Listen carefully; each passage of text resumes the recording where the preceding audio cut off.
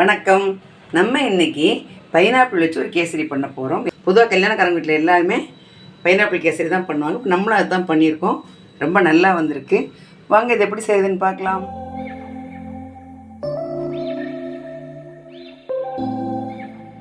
இப்போ இந்த கேசரி பண்ணுறதுக்கு நான் 1 கப்பு ரவை எடுத்திருக்கேன். இது வறுக்காத ரவை தான், இப்போ தான் வறுத்துக்க போகிறோம். 1 கப் ஜீனி எடுத்திருக்கேன். கொஞ்சம் முந்திரி பருப்பு, 2 பீஸ் அன்னாச்சி பழம் எடுத்திருக்கேன். இது ரொம்ப புளிப்பாக இருந்தது, அதனால் 2 மணி நேரத்துக்கு முன்னாடியே கொஞ்சம் சின்ன சின்னதாக நறுக்கிட்டு 2 ஸ்பூன் ஜீனியும் துளியோண்டு உப்பும் போட்டு கலந்து வச்சேன்.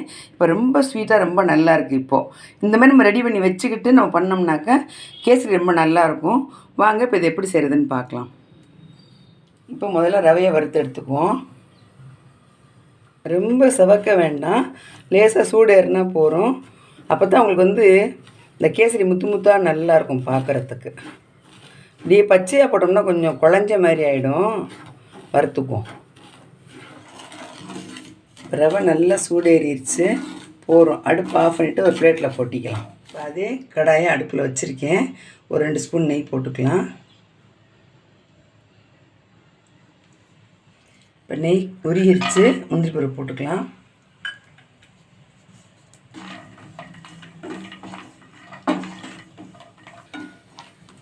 இப்போ நல்ல பொன்னேரமாக வந்துருச்சு. அதை எடுத்துகிட்டு பழத்தை சேர்த்துக்குவோம். இந்த நெய்யில் நம்ம எடுத்து வச்சுருக்க இந்த பழத்தை சேர்த்துக்குவோம்.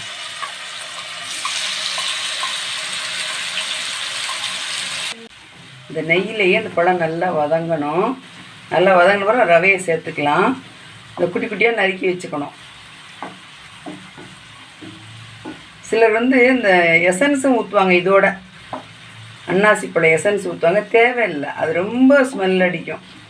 இப்படியே இருந்தால் மைல்டாக நல்லாயிருக்கும். நம்ம வறுத்து வச்ச ரவையை சேர்த்துக்குவோம்.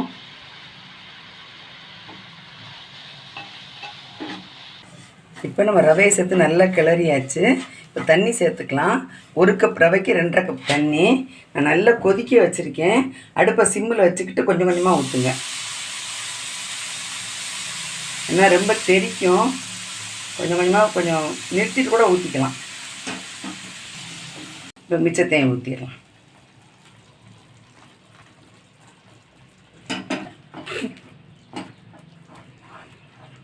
இப்போ இந்த பைனாப்பிள் ரொம்ப கலர் வராது, லைட் எல்லோவாக தான் இருக்கும். அதனால் கொஞ்சமாக ஃபுட் கலர் சேர்த்துக்கலாம்.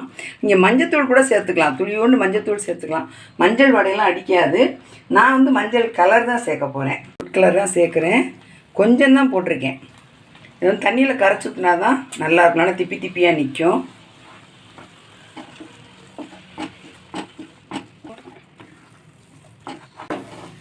இப்போ நல்லா சேர்த்து கிண்டியாச்சு. இந்த கலர் போதுமானதாக இருக்குது. உங்களுக்கு வேணும்னா இன்னும் கொஞ்சம் கலர் சேர்த்துங்க, இதுவே போதும்.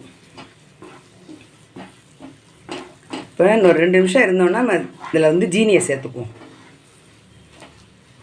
இப்போயே நல்லா சட்டியில் ஒட்டாமல் வந்துருச்சு, வெந்துருச்சு. இருந்தாலும் இன்னும் கொஞ்சம் வெந்துடட்டும். ஏன்னா ரவை வேறு மாதிரி ஜீனி போட்டோம்னா அப்புறம் வேகாது.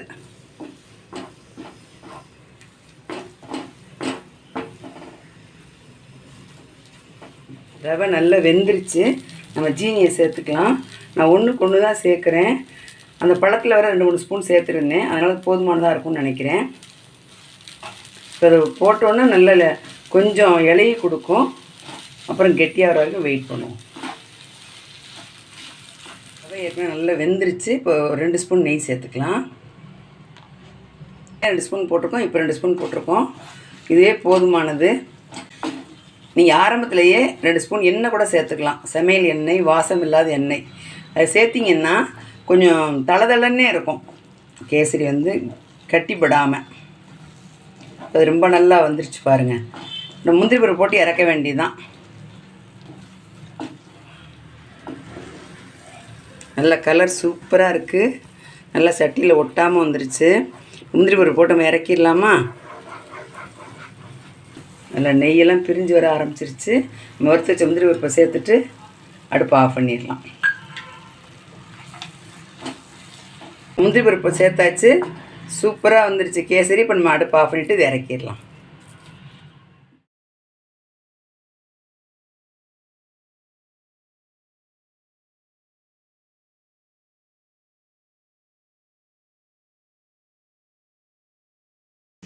நல்ல அருமையான சுவையான பைனாப்பிள் கேசரி ரொம்ப நல்லா வந்திருக்கு. நீங்களும் செஞ்சு பாருங்கள். பிடிச்சிருந்தா லைக் பண்ணி கமெண்ட் பண்ணுங்கள். தேங்க்யூ.